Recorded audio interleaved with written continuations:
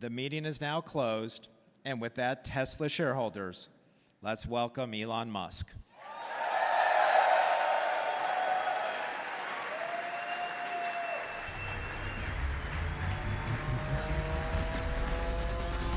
The goal is to give people hope that there is a path to a fully sustainable global economy, that we are on that path, that we are accelerating that path, and that so long as we don't get complacent about it, it will happen.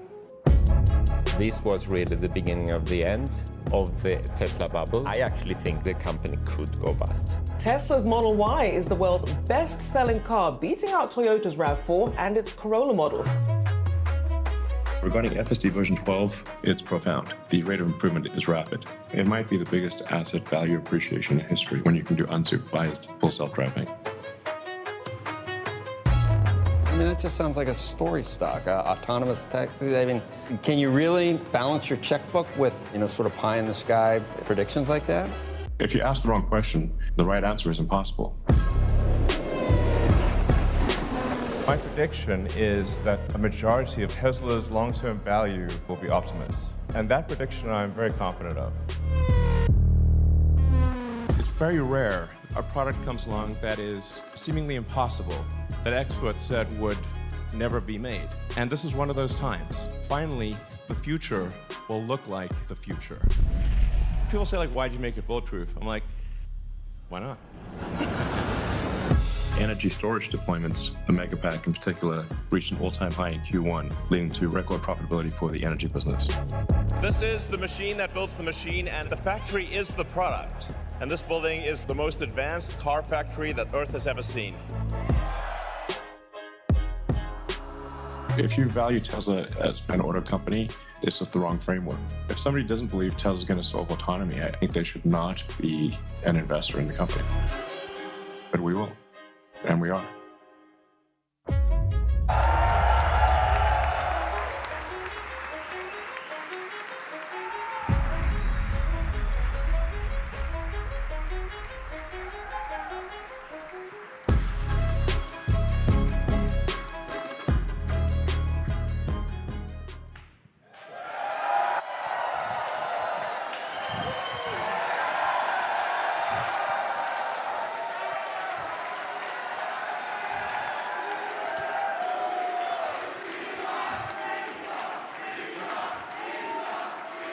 Hey guys. Welcome to the Tesla shareholder meeting. And I just want to start off by saying, hot damn, I love you guys. Yeah. We have the most awesome shareholder base. I mean, it's just incredible. Any public company, it's incredible. Wow. We've got a great sort of shareholder meeting here to recap the achievements of the company and tell you about where we're going. And I think it's incredible. I think we're not just opening a new chapter for Tesla, we're starting a new book. Okay.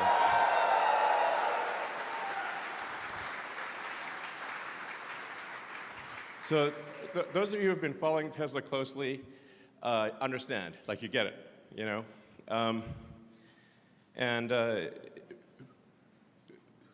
So important thing is you get it. I mean, it's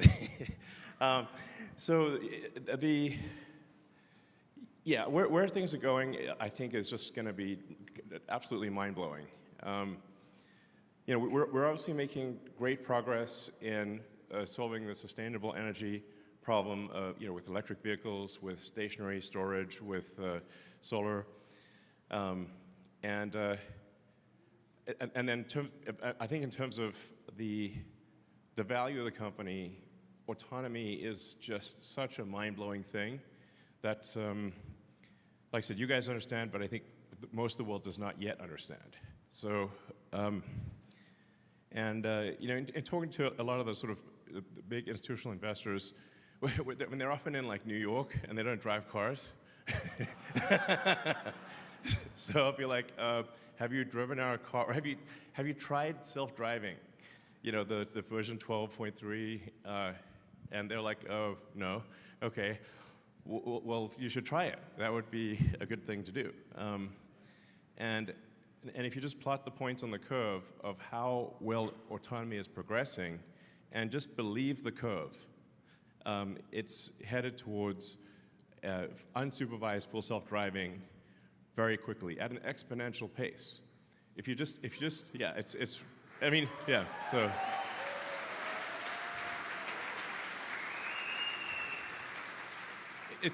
It's really as simple as that. And in fact, I'd invite you to just do it personally. Just say, okay, with each release, how many miles do you drive before you have to intervene? It's like literally that simple. And with each release, you'll see there's a big improvement, and it looks like an exponential. So, and it's very clear that will actually go to the point where it is actually far safer than a person driving the car. And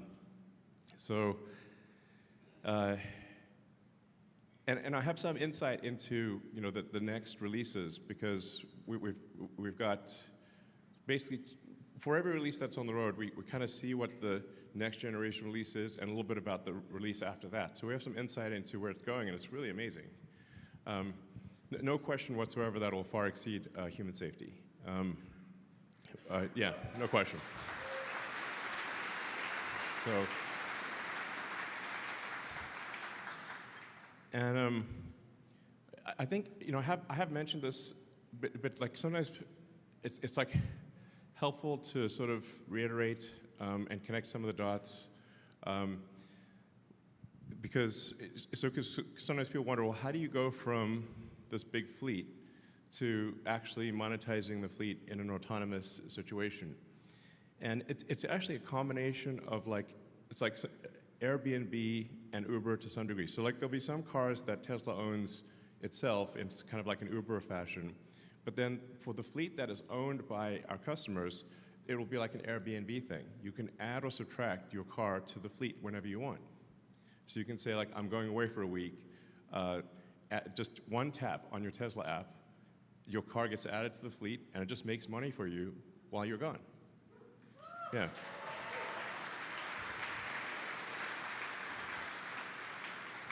So you can say you can add it to the fleet for a few hours, for a few days, for a few weeks.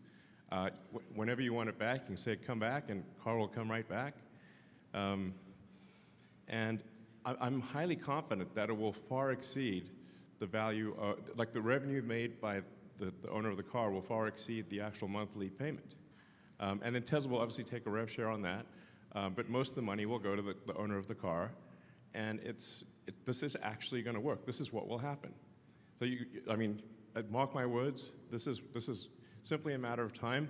Now, admittedly, I'm a little optimistic sometimes. So I don't have complete lack of self-awareness. But if I wasn't optimistic, this wouldn't exist. This factory wouldn't exist.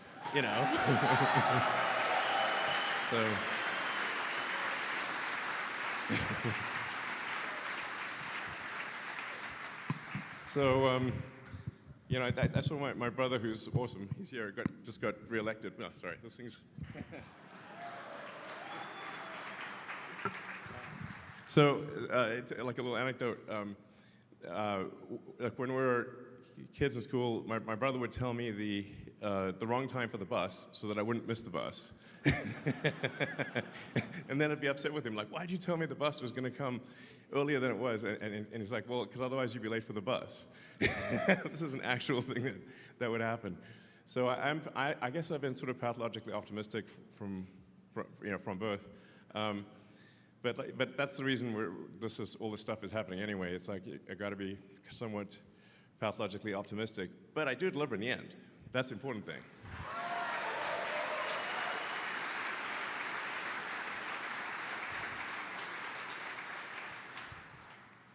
So yeah, and it's really just going to be something else. I mentioned this before, but like for ARK Invest, I'd recommend reading the ARK Invest analysis. That's the most accurate. There may be more accurate ones, but the most accurate sort of analysis of the potential of autonomy. the most accurate that I'm aware of is Kathy Wood's ARK Invest. And if I recall correctly, they predicted somewhere over a $5 trillion valuation for Tesla just based on vehicle autonomy, not counting Optimus. Yeah. Yeah. I agree with that. So I think just based on vehicle autonomy, we can 10x, more than 10x the value of the company. I believe that's what will happen. Hey, no, it's just what do you know? It's 4:20 p.m. I just noticed that.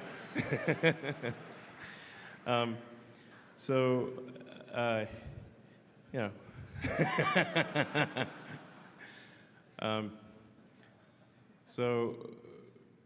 I think that's actually, I think that's pretty accurate. But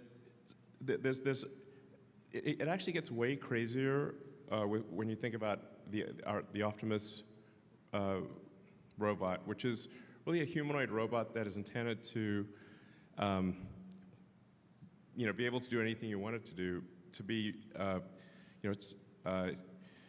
your companion. It can be at your house. It can sort of babysit your kids. It could teach them. It could be a teacher. It can do factory stuff. I think that the ultimate ratio of, you say, how many super useful humanoid helper droids do you want? Like, who doesn't want a C-3PO? But a C-3PO plus R2-D2 plus, plus. It would be pretty awesome. I think everyone in the world is going to want one, like literally everyone. And then there'll be obviously robots in industry making stuff, and so I think the ratio of humanoid robots to humans will probably be at least 2 to 1, something like that. 1 to 1 for sure. So which means like somewhere on the order of 10 billion humanoid robots, maybe 20 or 30, and so then it's like, okay, well, let's say, you kind of make, let's say the build rate is, I think the build rate will be probably something ultimately like 1 billion a year, humanoid robots, like actually. And if Tesla just has a 10% share of that, and it might be a lot more than 10%, and there's, who make like 100 million Optimus units a year. For reference, the auto industry is roughly 100 million vehicles per year. So that, sort of similar ballpark, at least within an order of magnitude. And I think we could make one for a cost of maybe at really high scale of about $10,000. It's smaller. It'll be less expensive than a car. So, and I think if you sell it for $20,000 or something, this is at large scale volume. Tesla would basically make about $1 trillion of profit a year from that. So, yeah.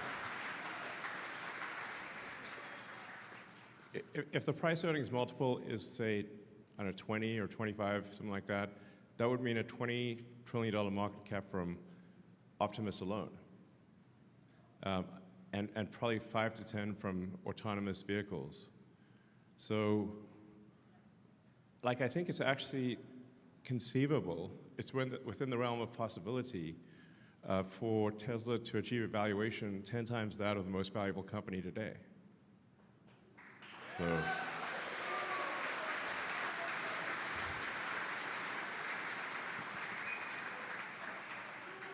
So when I say this is like we're starting a new book, I mean it's going to be the best book. Next level, next level. No, we need to make sure these robots are nice to us, and that's very important. Yeah. So anyway, so with that, let me get into the presentation. Blah blah blah blah blah blah blah blah.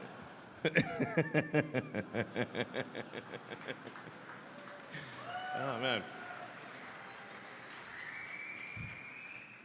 I think it might be worth us putting a word limit on future shareholder Tesla proposals. it's like you can't have like a novel length, you know. It's kind of like you can't have a whole novel as a Tesla proposal. So, you know, as you can see, our impact is accelerating. You know, we're starting to make a real noticeable dent in carbon emissions. So we're really, you know, making a lot of progress towards achieving our goal of sustainability.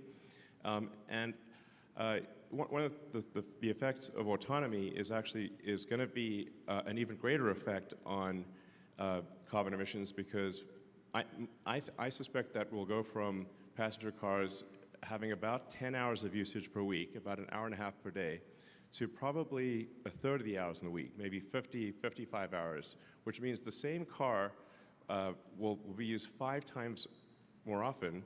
So you need a certain amount of resources to make the car, but it'll have 5 times the usage, in my opinion. I think that's quite likely, which will be an even more dramatic impact on carbon emissions. So, you know, we care a lot about sustainable manufacturing. Our factories are beautiful. Like, you walk around the factory, it's actually, you know, contrary to these, like, what you read in the press, it's like a good vibe in the factory. Like, people are smiling and happy. It's like, it's nice.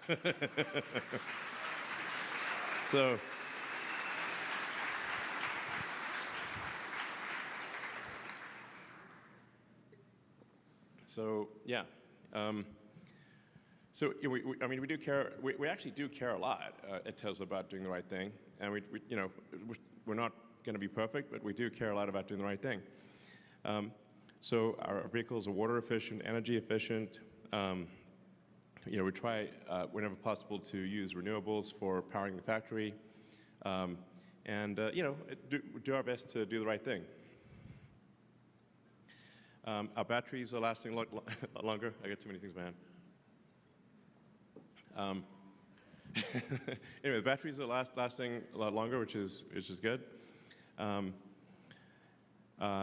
Safety is good in the factory. We're improving the affordability of EVs. You know, Model Y is comparable to a BMW X3, but its actual cost of ownership on a monthly basis is much lower. We were #1 in EVs globally last year, so yeah.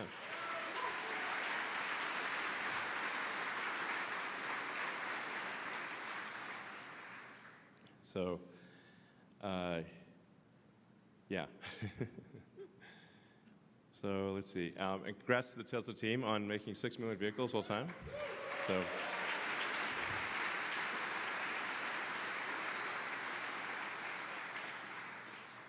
I mean, the Tesla fleet is really becoming very substantial. I mean, it's going to be 7 million vehicles by the end of this year, over 7 million vehicles. So, and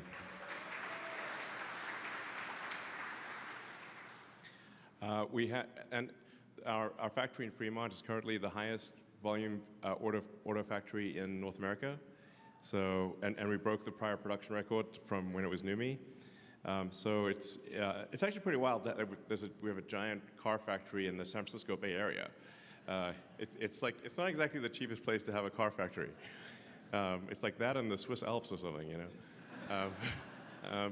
But we still managed to make you know, great cars at high volume, and that's a testament to the great team we've got in Fremont.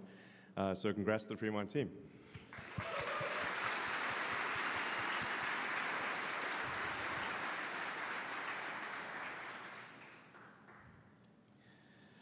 And you know, a lot of people were saying the Cybertruck is like fake; it's never going to come out.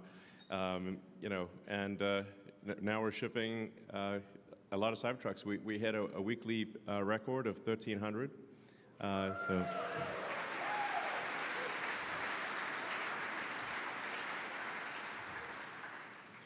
And you know, I think that with the Cybertruck, it really is something special. Like, you know, people sometimes have like different opinions on the Cybertruck, but if you really want to know if something is cool, if it's a great product, like show it to a kid, okay?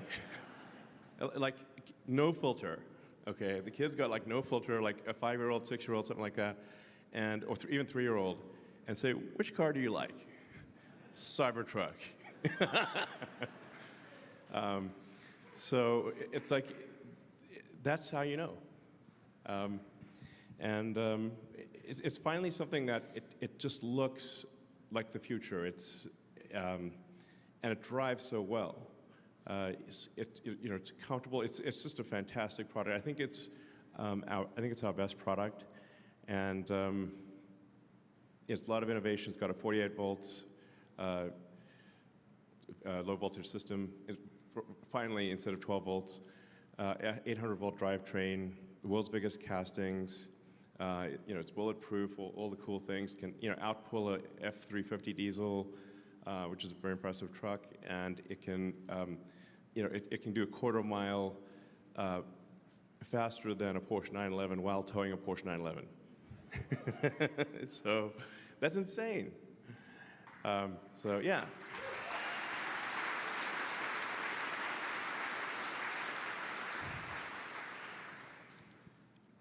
And if you think about it, like how often do companies make products that move your heart, that are really special?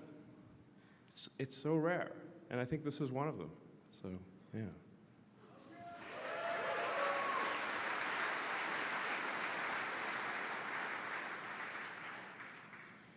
And we launched the upgraded 3, which is actually a fantastic car. I recommend trying it out. It's really a great car, and it's only $216 after gas savings. Like total cost of ownership, it's basically $200 and something when compared to a gasoline car, a similar gasoline car. So it's really a great deal and a fun car. And the performance, Model 3 performance is it's like faster than a Porsche 911. It's just a great car. So, yeah. So, yeah. Yeah.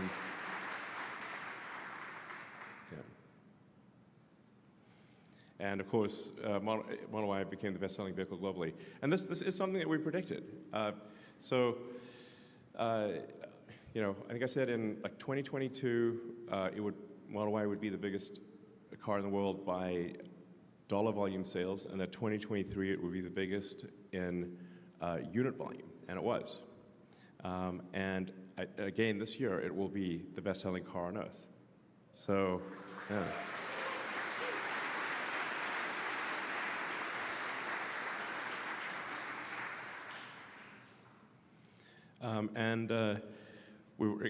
Obviously we've got the Tesla Semi.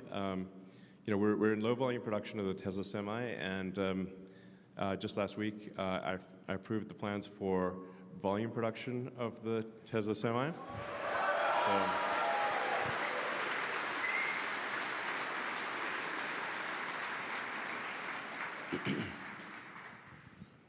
So we're going to make a lot of semi trucks. We're going to start off with,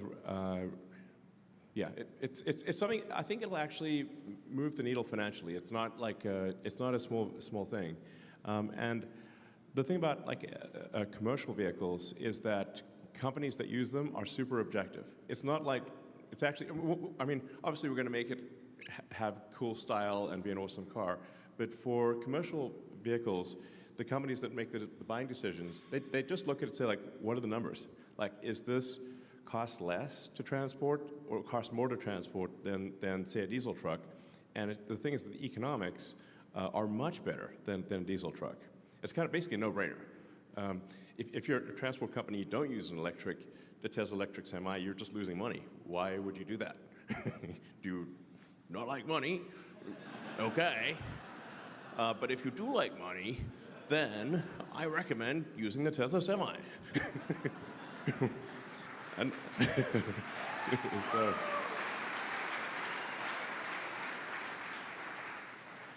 so I think this is really going to actually sell at a scale that people will be surprised at and will actually move the needle financially and do a lot of good. Also for CO2 and sustainability, because semis are driven all the time, actually, even at much smaller numbers, they have a very big effect on total carbon emissions solved. So obviously we've got some new products that we're working on under the covers, and I think these are I think these are going to be pretty special. So some of them I think people maybe at first may think, oh, it's not going to be that amazing, but just wait, it will be. So.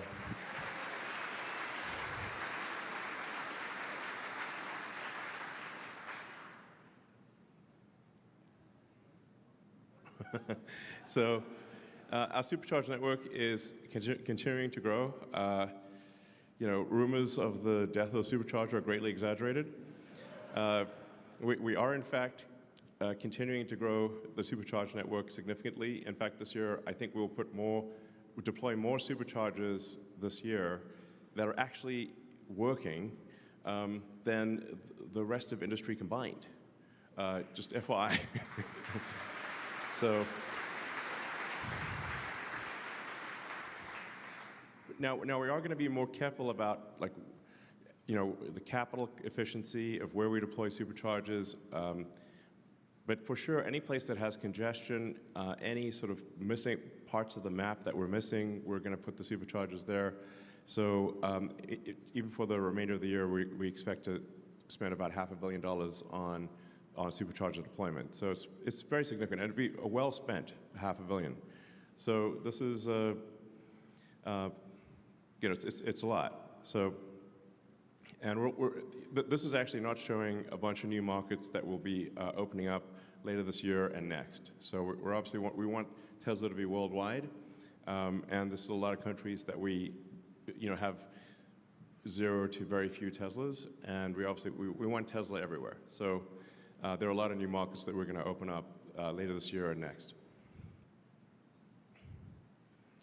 We're also opening the superchargers to other companies with the that's the adapter to the old somewhat clunky connector. But our goal is to be helpful to other car companies. So any other car companies that are going electric, we do want to be helpful to them with our supercharger network. So we're providing them with adapters and enabling them to have access to the Tesla supercharging network because we think it's better to do that than to create a walled garden that inhibits EV growth.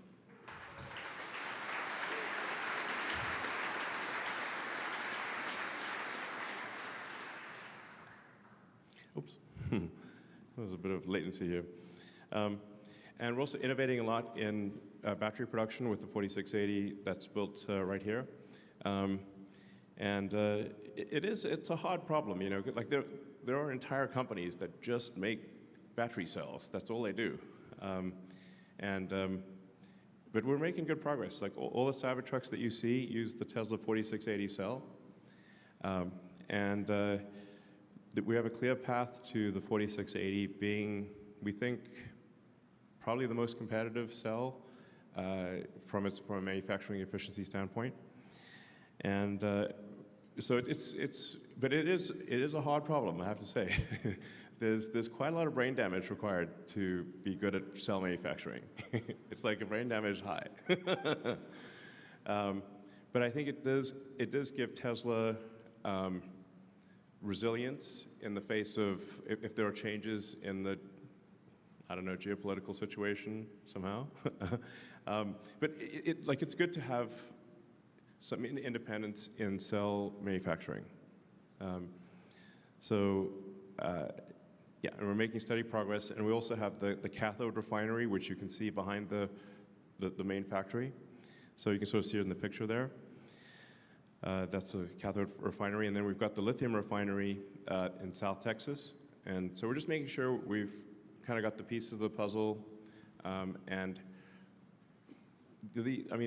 if you were to look at sort of a video of how Tesla does, say, cathode and lithium refining, and how the rest of industry does it, it's night and day. I mean, you can sort of eat off the floor in the Tesla refinery, and I would not recommend doing so in the others. So, you know, it's really, we're definitely going very, very vertical here. But I think this is it's a wise investment that will pay off more than people realize. So.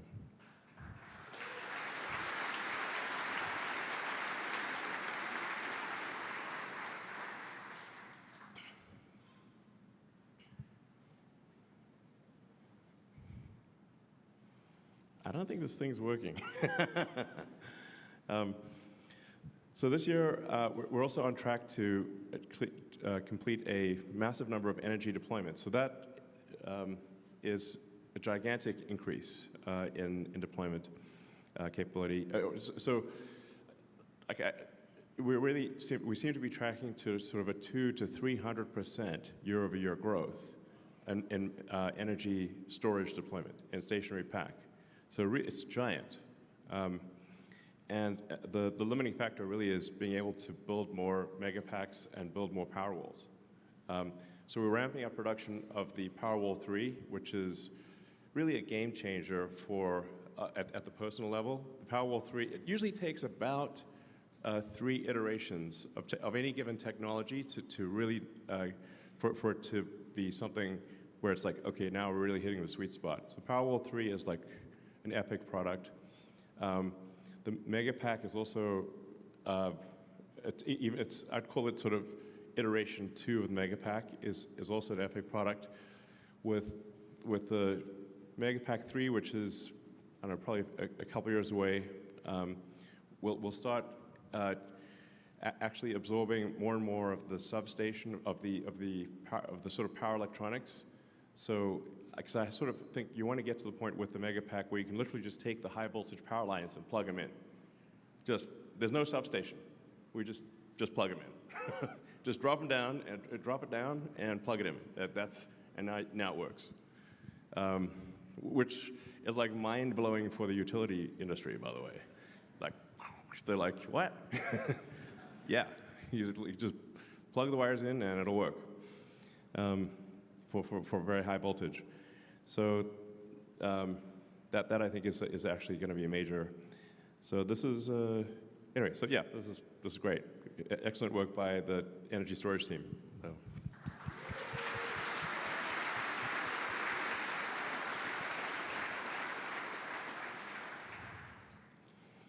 Services and other are also looking good. So we're actually now making money on the services and other stuff.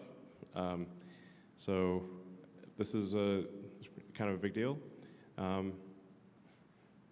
Great, yeah. So let's see. Yeah, and Tesla's obviously way more than a car company. We do a lot of software at Tesla.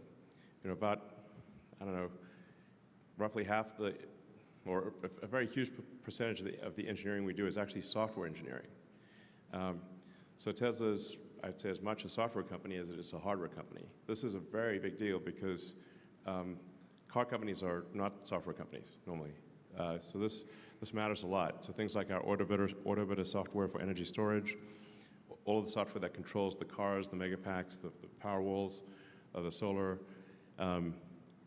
obviously for AI and full self-driving are a big deal. Insurance, service and collision.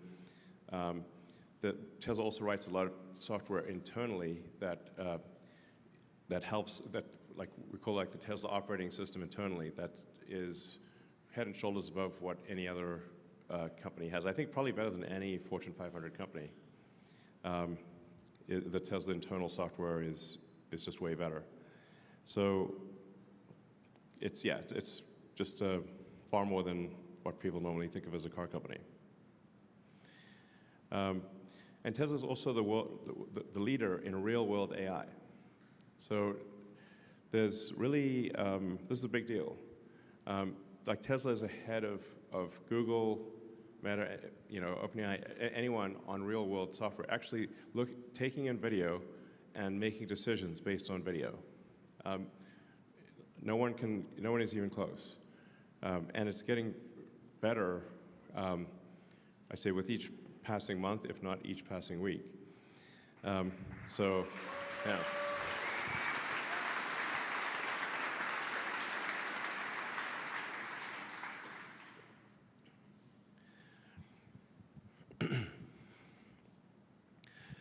And it's also worth noting that Tesla is actually pretty good at chip design. So the AI inference chip that was designed by Tesla that's in cars, we had sort of our hardware 3 AI inference cars made in over the past year have the hardware 4. We've just completed design on hardware 5, which we're now calling AI 5, because it's really is. There still actually is not a chip from NVIDIA or from, and I have a lot of respect for NVIDIA, from any company that we would prefer to put in our car that is better than what we have in the car. So,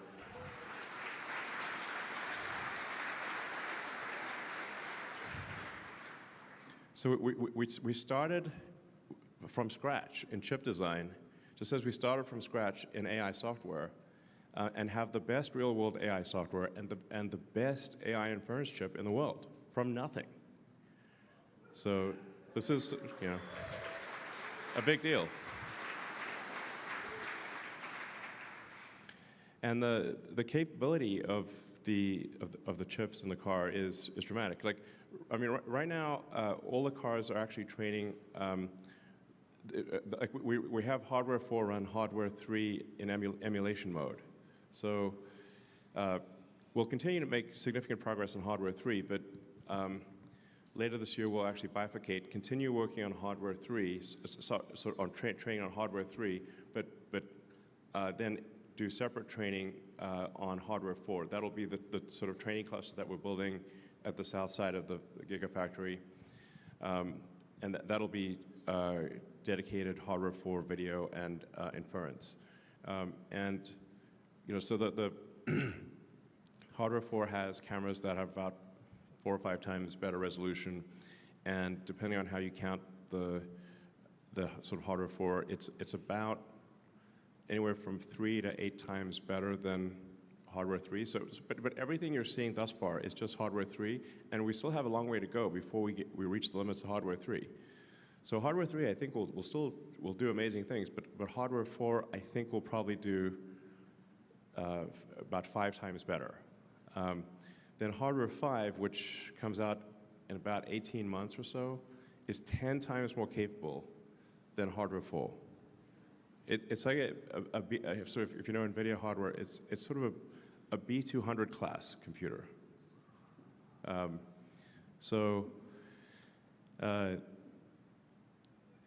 That's like this. So what we'll just progressively do is improve how many nines of reliability the car gets, and then of course that will go into Optimus as well. So the same chip will go into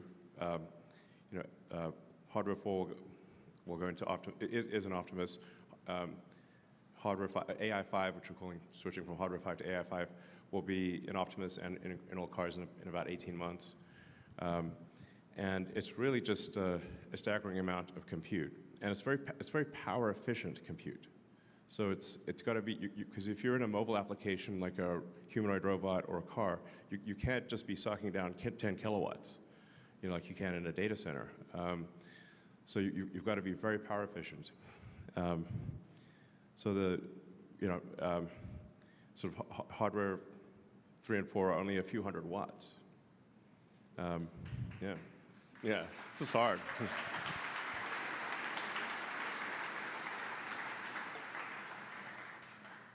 Now, hardware 5 will be able to go probably up to about 700 or 800 watts, but it'll power fluctuate contingent upon the complexity of the scene that it is in. So if it is in a parking lot station area, it's like don't have to think very much. Just like a person. Like if you're in a complicated traffic scenario, you've got to think a lot more than if you're just cruising along, on an empty road. but something that I think is potentially interesting down the road is, like at some point, the Tesla fleet I think will probably be, over 100 million vehicles. And if each vehicle has a kilowatt of efficient inference compute, I think there's an sort of an Amazon Web Services AWS type opportunity, because if you've got 100 million vehicles with a kilowatt of efficient inference compute, you've got 100 gigawatts of compute. Like 100 gigawatts of compute is a lot, and it's distributed all over the world. So when the car is not in autonomous mode, which I think probably is, or doing robotaxi work maybe 50, 60 hours a week, but at 100 hours a week, it's not. It's probably stationary. So there's 100 hours of 100 gigawatts of inference compute, which I think we should use. Why not? When people looked at Amazon, which started out obviously as an online bookseller, and it's done,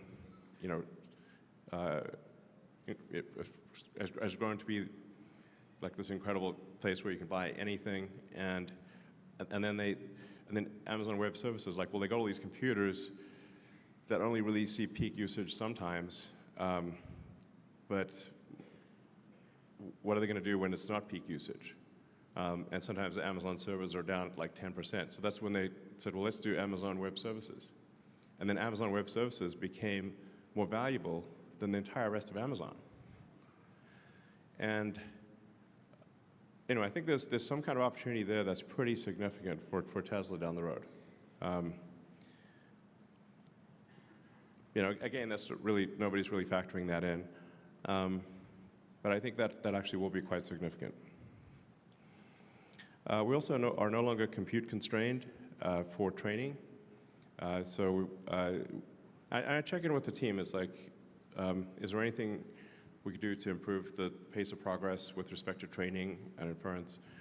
And currently, that is not the limiting factor. In fact, the limiting factor right now is that the amount of miles between interventions is so long that it takes quite a while to figure out which version is better than the other version, because none of them are requiring any interventions. So it's like, if you start getting to like thousands of miles between interventions, or you're like 10,000 miles to get an intervention, then the average person only drives about 10,000 miles in a year. And if it's in an urban environment, and the average speed is 20 miles an hour, so our professional test drivers get pretty bored, frankly. They're like, okay, I drove all week, and there was no intervention. Like the highlight of the week would be like, yes, an intervention, finally. It's like getting to that point. So this is where actually having a giant fleet is extremely important, because we can deploy a new FSD model and run it in shadow mode and see how well it performs. Compare how the human drives the car versus the new self-driving build, and then analyze that delta in shadow mode, like the shadow knows, or doesn't know, as the case may be, and then be able to assess by getting billions of miles very quickly with the giant fleet. Like that, basically, that data engine is incredibly helpful. Actually, it's not possible to solve the self-driving problem without having millions of vehicles on the road. So that's actually is like figuring out clever ways to test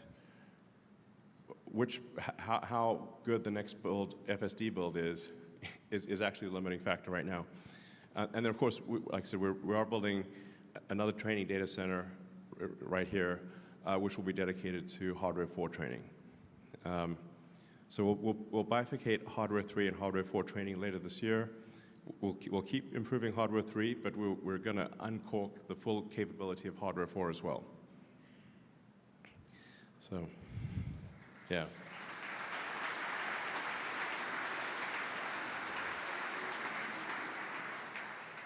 And I think most people here have tried out version 12.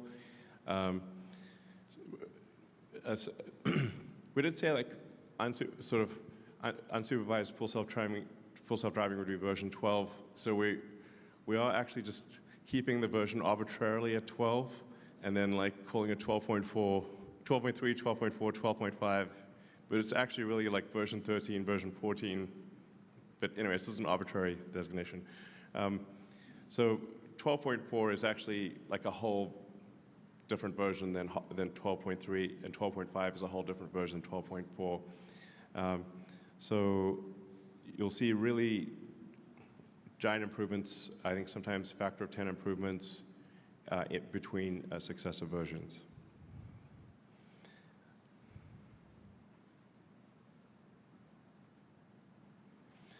And then, as I mentioned, the way it'll work for the existing fleet is you'll be able to add or subtract your car to the fleet as you'd like. And there will also be Tesla-owned cars. So it'll be a combination of like Uber plus Airbnb. But it'll be pretty wild that there'll be a software update, and then the whole fleet suddenly becomes accessible.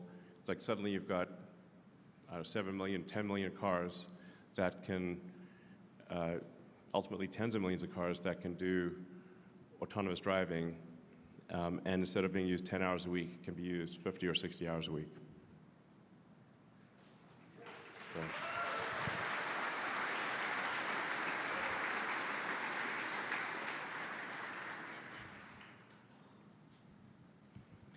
So it's pretty wild to just be in Palo Alto with a bunch of cubes, and then a humanoid robot just walks past. We've made a massive amount of progress with Optimus in a short period of time, from someone pretending to be a robot dancing in a suit, to a pretty hodgepodgey robot, to a robot that is actually doing useful tasks in the factory today. So we have 2 Optimus robots in our Fremont factory that are doing basically this task, which is taking cells off the end of the line and placing them in a shipping container. And yeah, we actually have quite a few of these cruising around our offices in Palo Alto. So there's, and I think we've got kind of like one major hardware revision, which should be done by end of this year or early next, and then we'll move into a limited production next year of Optimus. Limited production for use in our factories, where we'll test out the product, kind of, as I say, sort of eat our own dog food or whatever the electronic equivalent of that is. But I think like next year, my prediction is next year we'll have over 1,000, maybe a few thousand Optimus robots working at Tesla.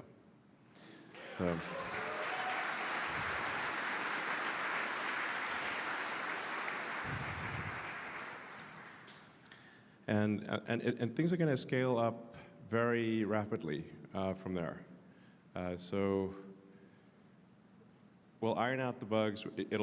Like the degree of autonomy will be radically better. You'll just literally be able to talk to it and say, please do this task, or I'm going to show you something. Now do the thing that I'm showing you.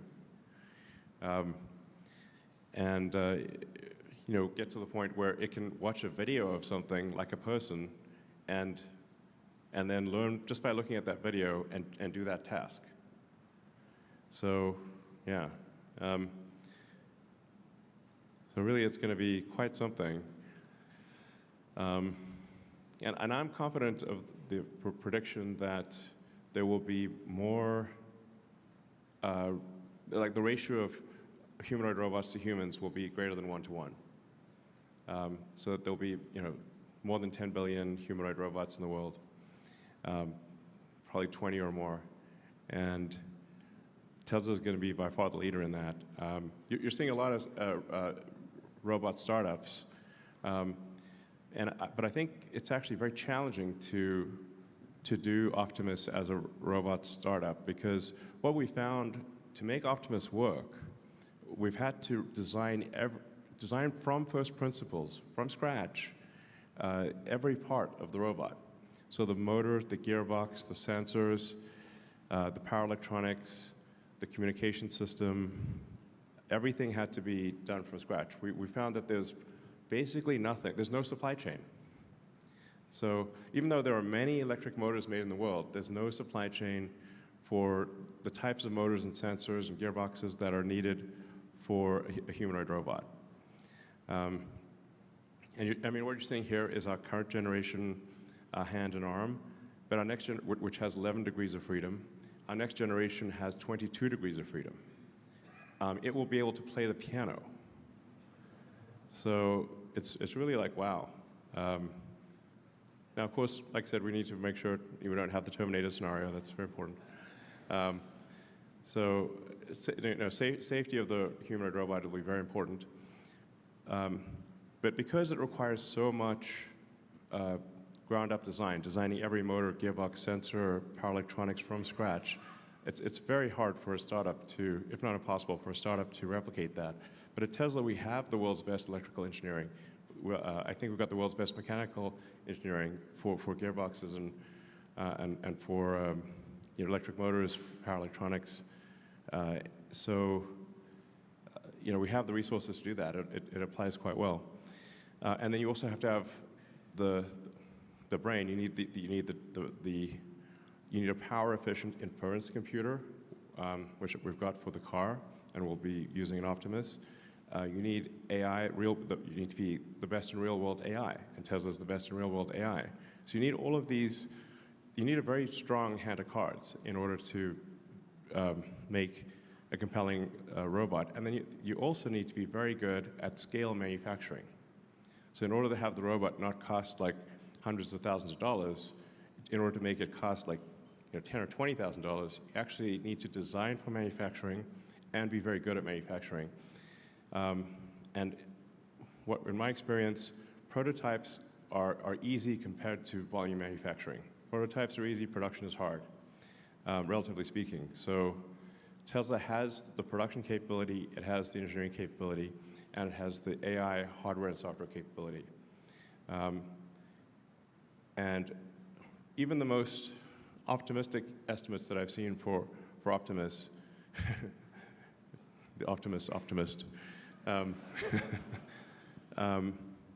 think undercount the magnitude of what this robot will be able to do. As I said at the beginning of the presentation, I agree with the Ark and Best analysis that autonomous transport is called sort of a $5 to $7 trillion market cap situation. Optimus, I think, is a 25, literally $25 trillion market cap situation. So.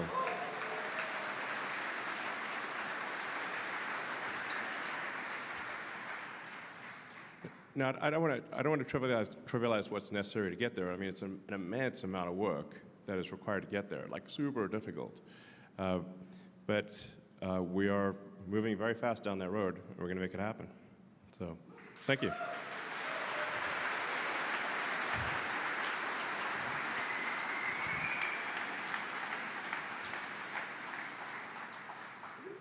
I guess with that, we can go to Q&A.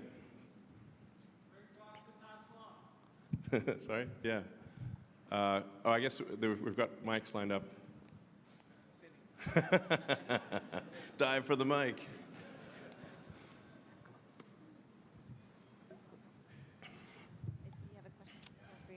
Hey, Elon. Last year, I thanked you for making the world a better place for my son to live in. And I wasn't clear. In particular, I was referring to what you've done for the First Amendment and our rights. Thank you.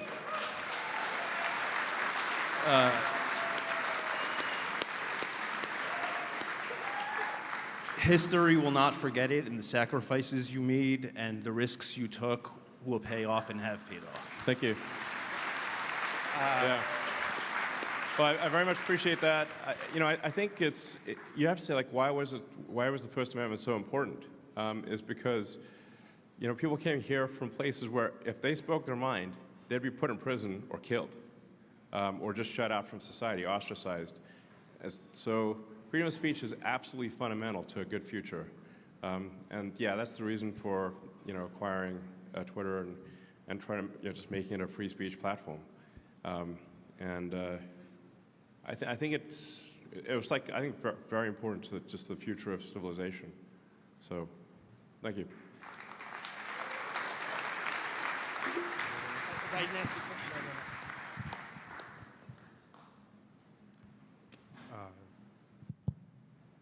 Hey, Elon. My name's Ronnie. I'm on your right side. How's it going? Hey. I work for Tesla sales in Orland Park, Illinois.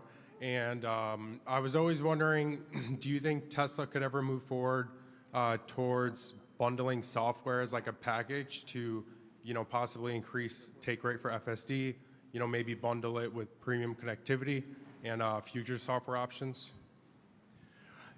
I think we definitely want to encourage people to try FSD, and one of the things that I think probably makes sense is that when we have a significant improvement, every time we have a significant improvement in FSD, give people, give all customers a 2-week free trial. So like, hey, we've made an improvement to FSD, try it for another 2 weeks. With 12.4, we finally get rid of the steering wheel nag, which I know is driving people crazy. Yeah. Thank heaven for small mercies.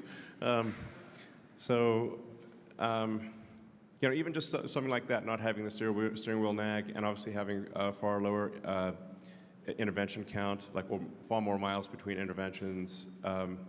So I think I think keep sort of offering people free trials of FSD every time we make a significant improvement. Okay.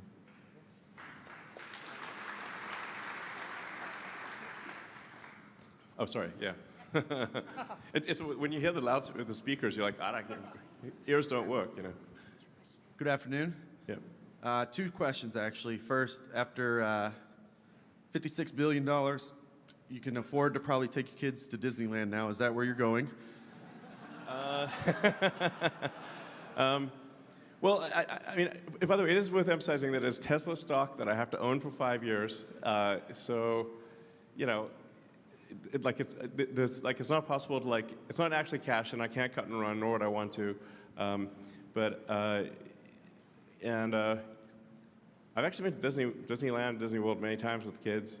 It's a little tough for me to go these days without causing a ruckus. Maybe I should just wear a Mickey Mouse outfit and just go and, pretend I'm one of the people.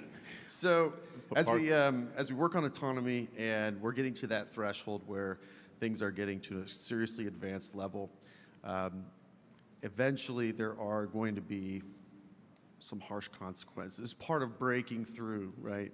And I'm just curious where your mind is at on that, and have you thought about, some of those early consequences that we're unfortunately going to have in order to have a better, safer future? I'm just wondering. You mean like scary robots or what? No, in the cars with full self-driving. Okay. We've seen some companies that there's been some unfortunate mishaps, and they've just straight up closed shop, and I know that's not the plan, but those are real consequences of developing this technology, and I'm just wondering where your mind is at on that.